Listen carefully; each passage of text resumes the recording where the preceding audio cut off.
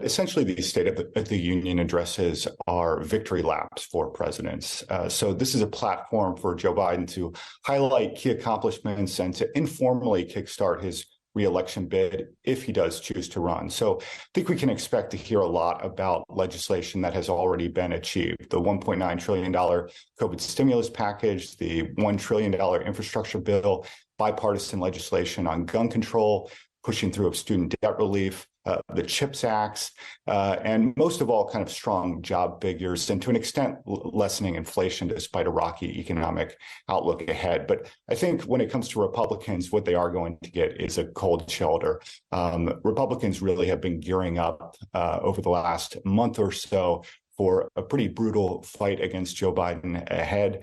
They promised an obstructionist Congress, and they've promised a slew of investigations. And so I don't think that they're going to be particularly impressed by anything that Joe Biden says tonight. Despite that notion, though, Thomas, I mean, the Republicans themselves have been quite divided. Clear example, of course, was the Speaker's vote, which went on for quite some time. At least 13 votes needed to be put together there. Can Biden perhaps rope in a few of those right-leaning Republican members with a bipartisan rhetoric? Well, I think that would be optimistic, and certainly that's what Joe Biden is hoping. But, I think Republicans are divided among themselves, but I think that they're fairly united in their opposition to Joe Biden's agenda. We did see all of this wrangling among kind of so-called establishment figures and the hard right.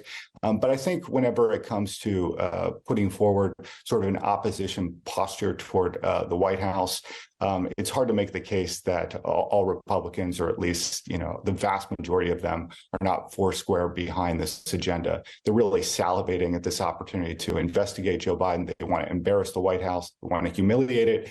And I think despite some of the challenges that Kevin McCarthy, the House Speaker, may have in getting all Republicans on board with certain pieces of legislation, I think their opposition to the White House has been made quite clear at this point. I think that's pretty clear. Thomas, one question people are asking is whether or not President Biden is going to make it clear whether he would like to run again.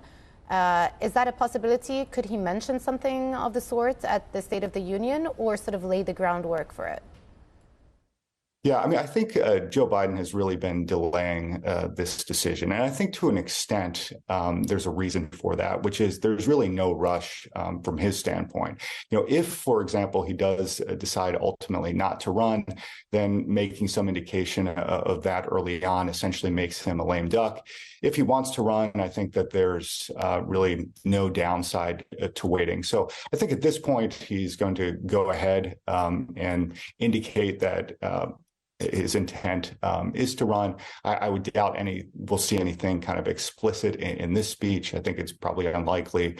These kinds of speeches, although they are political, are used less for this purpose.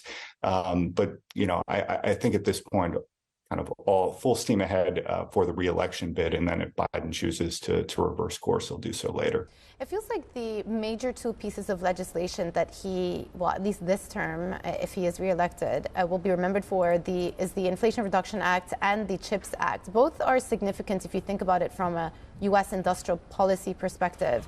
And yet, despite that, and despite the fact that many businesses are supportive of these types of legislations, all the subsidies that are offered, tax credits, etc., his approval rating has not gone up. Why do you think that's the case? Yeah, it's really interesting. And, to some extent, I think you could just make the argument that there's almost now a ceiling on Republicans, whether they're Democrats or Republicans, in terms of the approval ratings that they can get. It used to be the case that low 40s approval rating wasn't so great. And I think still to an extent that's true. But it may be the case that this is kind of the new normal. We saw this with Donald Trump as well, rarely getting above 40% of the American populace on his side. I think polarization explains that to a large extent, that you've got a certain fraction of Americans that are always going to support a Democratic president, or always going to support Republican president, a few that are sort of on the fence. But 40%, 45%, it may be really difficult for presidents going forward to inch much above that.